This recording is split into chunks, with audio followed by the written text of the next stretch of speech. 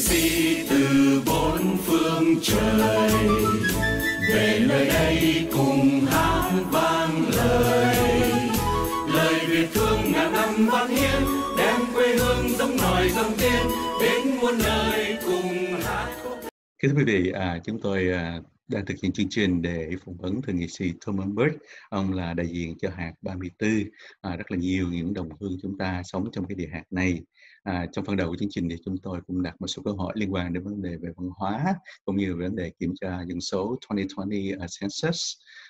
Trong phần 2 này chúng tôi xin phép đặt thêm một số câu hỏi. Thank you, Senator. Welcome back to the second part of this talk show today. I know another more hot and sensitive topic going on right now with the the COVID-19, with the governor, state governor, and not only in California but like throughout the whole nation right now. We have protests and we have debating about reopen on the business. So with all the risks that we heard about so far, so what do you think about the ability that we can reopen and then the prevention of the COVID so not spreading out any further? So what are your thoughts on that? That's a hard question.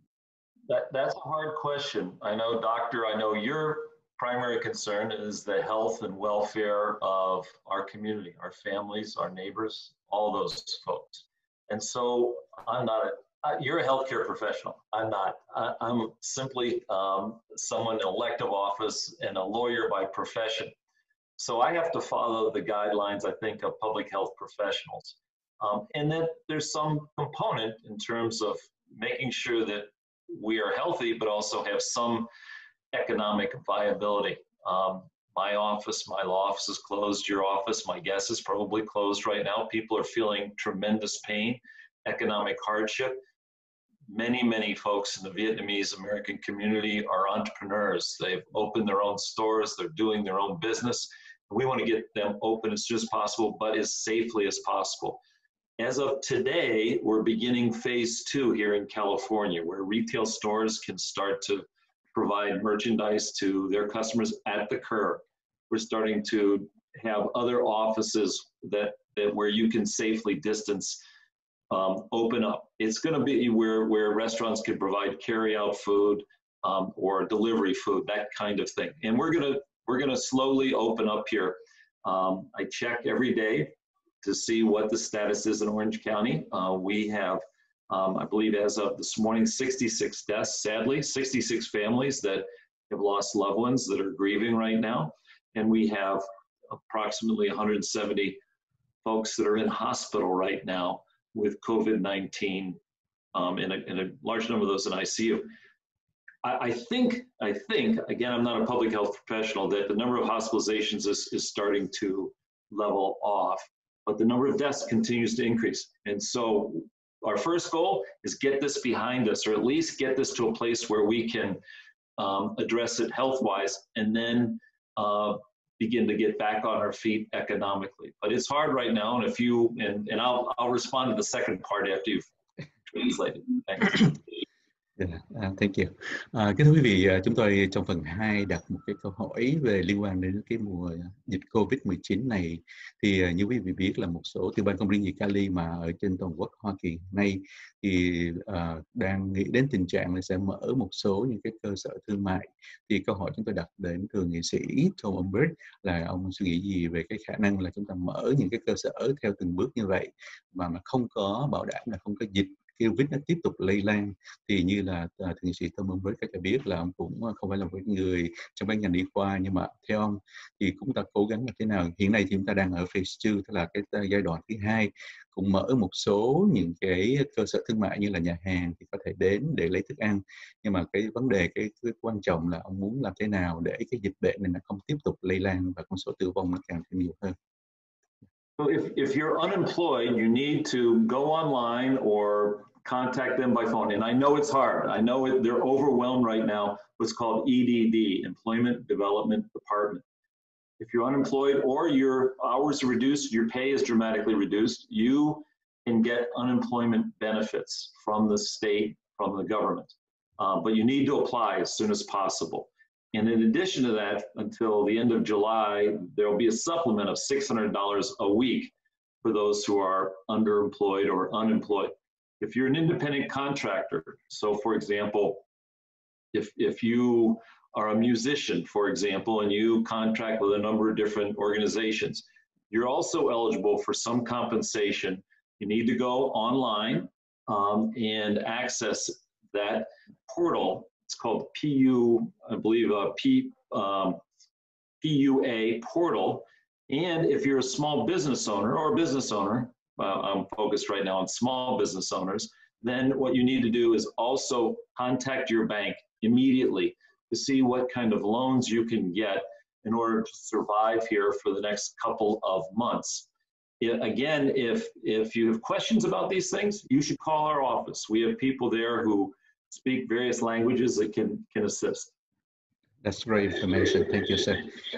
Kính thưa quý vị, thì chúng tôi như lời của thượng nghị sĩ Tom Member, ông tiếp tục nói đến vấn đề là nếu quý vị đang ở trong tình trạng thất nghiệp thì cũng có số một website như là EDD, là ngay những quý vị làm trong cái vấn đề như là mình làm cái người làm việc tự do, là independent contractor, thì cũng có thể có một số những cái loans, những cái quý vị có thể apply những cái chương trình đó. Thì những cái chương trình này nếu quý vị có thêm những câu hỏi có thể liên lạc với văn phòng của thượng nghị sĩ Tom Member, thì có rất là nhiều người có những cái tiếng nói trong đó, có thể họ nói những cái ngôn ngữ khác nhau như là tiếng Việt, có thể giúp đỡ quý vị. Okay, so and I said that Tom Member, you like involved to many committees, so I know in a short program like today, it's hard to throw in a lot of questions for you, but we want to touch base at least. So I hope in the future we have more time. So we're gonna pick one topic at a time, so you have more time to talk about that. So the last question, we're gonna say like, you also involved in the Senate Committee of Election and Constitutional Amendments, and the election coming up in November. And now recently you passed out some, like the SB 423 or the AB 860. So you want to briefly talk to the audience about, how your plan on the election coming up? We just had an election here in Orange County in Westminster, an all mail-in election. The election in November will be mail-in. Everybody in California, I believe, I've got an initiative, a bill to do that. Everybody in California will get a ballot. In addition to getting a ballot, you can mail in. If you don't want to go to a polling place, you simply mail it in or drop it off at what we'll call drop boxes.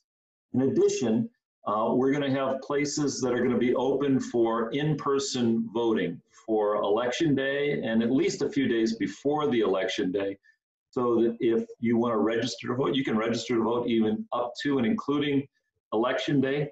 If your ballot gets lost or gets mailed to the wrong address or some such thing, you can go in person and vote, and we'll have opportunities to do that, and it'll be safe.